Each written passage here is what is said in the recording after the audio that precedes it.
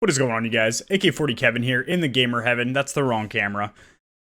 There we go. So, I've had the Moto E from Motorola for about 3 weeks now. I've been using it consistently as my daily, and I now feel qualified to give you guys my comprehensive review. So without further ado, let's jump right into this thing.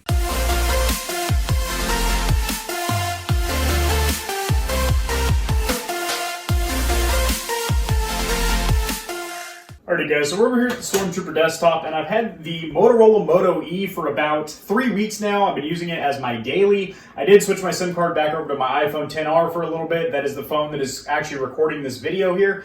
And I've got some pretty good opinions about the Moto E, however, there definitely are some cons here. So we're going to start out with the pros. First of all, I think this is great bang for the buck. The value you're getting in this phone is tremendous. So the sheer value, the bang for buck factor is definitely there. You're getting a 6.2-inch IPS LCD screen, which looks pretty goddamn good. The resolution is only 720 by 1520 pixels, which isn't anything stellar, but for $120, MSRP $150, but you can find this all day on Amazon, Best Buy, sites like that, Walmart even for $120.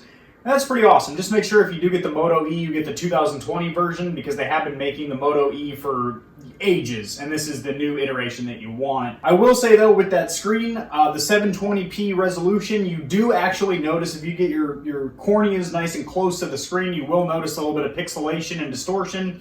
When you're gaming, it's really not too bad. I played Fortnite Mobile on here. I played Temple Run and Subway Surfers, just basic mobile phone games, and it was able to handle it really, really well. Now, as far as just daily browsing and stuff, it handled it pretty well. I had several tabs open on purpose, and it didn't seem to bog down the system or anything, which is pretty surprising because it only has 2 gigabytes of RAM, which is not a lot. However, that Snapdragon CPU does seem to push applications pretty well. Launching, closing, switching between applications was pretty quick. I didn't notice any stuttering in gameplay or anything like that. I did notice when I had a ton of applications open and I would try and switch between apps, it did get a little bit jittery and shuttery, which as soon as I closed all the applications, it was fine, but that's to be expected when you're only rocking 2 gigs of RAM. Now, internal memory is only 32 gigabytes, which is not a lot. It could be less, it could be 16 gigs, but I ran out of that pretty quickly just installing the applications that I have on my XR, as well as a couple photos for the review, which I will have on screen in a little bit here. But the thing is, that's not a huge deal because you do have an expandable micro SD card slot in there, unlike the iPhone, so that is nice that you do have expandable memory. Build quality actually feels pretty good. It looks like a Gorilla Glass back, but it's not. This is just plastic. This is just a plastic back with a plastic frame, but I think it actually looks and feels pretty well. It is very light, which I kind of think is a perk. Some people might think it feels cheap and chintzy, but honestly, I like it quite a bit. I really do like having that fingerprint reader there. It's the little Motorola logo on the back. It was really quick and easy for me to hit. I had no issues with it whatsoever. And for somebody that wears like polarized sunglasses a lot, with my iPhone, I have to constantly tilt my sunglasses down to scan my face. As where this, I could just scan my fingerprint, and I also had it mapped to this hand as well. So if I'm driving or something where I needed this hand, not that I was texting and driving, of course, but you know, stoplight, check my messages real quick or something like that. Main camera is a 13 megapixel, and it looked okay. There's going to be some pictures on screen here. I took some outdoor shots. I took some selfies with the back camera. Those are on screen now.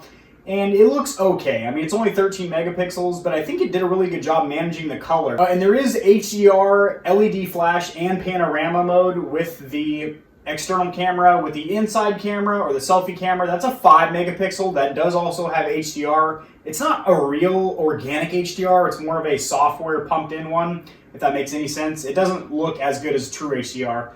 And then video on the outside camera is capped at 1080p at 60 frames per second.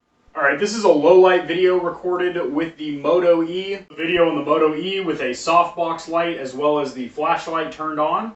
This is a video with the Moto E with a ton of natural light. 1080p 30 frames per second for the selfie camera. I will say the onboard speaker is not great at all. It's very muddled, very hollow, very tinny, very muddy mids, very quiet. That's probably because it's just a single mono speaker that's not stereo or anything like that, and it just sounded really not great. I also wish they had USB-C instead of micro USB, but again, $120 phone, you're probably not going to get that. I do like the fact it has a 3.5mm headphone jack. That's awesome. The $1,200 flagship Apple phones can't, but a $120 Android does. I think that's pretty cool. And some people might make the argument, well, Kevin, what would you even use a headphone jack for? A lot of people still use wired headsets and also other accessories that use a 3.5mm headphone jack. So it's an option that should be available to the consumer. So I had no issues with Wi-Fi or Bluetooth or the actual cellular network. I made hundreds of phone calls and text messages with this bad boy. Had no issues with drop calls. Everyone said my voice sounded just as clear as on my iPhone 10. Battery was actually pretty good. It's a LiPo 3,550 milliamp hour battery, and I could get an entire day, sometimes 2 days. If I was just lightly using the phone, I could actually get 2 full days of charge out of this, which is pretty insane. But when I was actively on it, like the first day when I was testing it, so I was gaming on it and browsing the web and stuff like that, I did get a day and a half out of it, which is still really good considering I have to charge my iPhone XR absolutely not even a full day. So it's like 100% in the morning. By the time I get home from work pretty much, or get ready for bed actually, I gotta plug it back up because she's dead. So yeah, battery life, pretty damn good. But that makes sense though, that the battery life would be better on this than an iPhone XR considering the display has less pixels to push, it doesn't get as bright. That's another thing. In the bright of sunlight, you're gonna wish the screen gets a little bit brighter. It looks great indoors. I have it maxed out right now, and for indoor, I just have the softbox light, my overhead light. It looks okay, but when you get in natural sunlight, you're gonna want more brightness for sure. Overall, I've gotta say, operating system is Android 10, which works really great on here. The chipset on this bad boy is the Snapdragon 632. The CPU is a octa-core Cryo at 1.8 gigahertz, and then the GPU is an Adreno 506. So just some little technical specifications. I know not too many people actually give a shit about that. You just want to know for the average consumer, how is it for $120? Great, fantastic value. If you only have $120 in your pocket and you want a good smartphone, I would literally say this is a good smartphone. I actually like this thing almost as much as my iPhone XR, and they are not anywhere near the same price bracket. So overall, I have to say this is quite an impressive phone. It really has impressed me.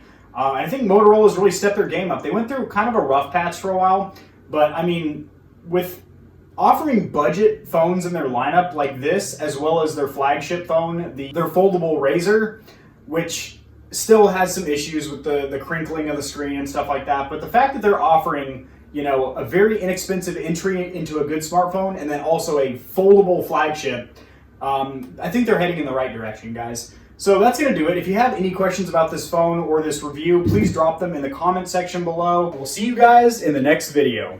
Peace.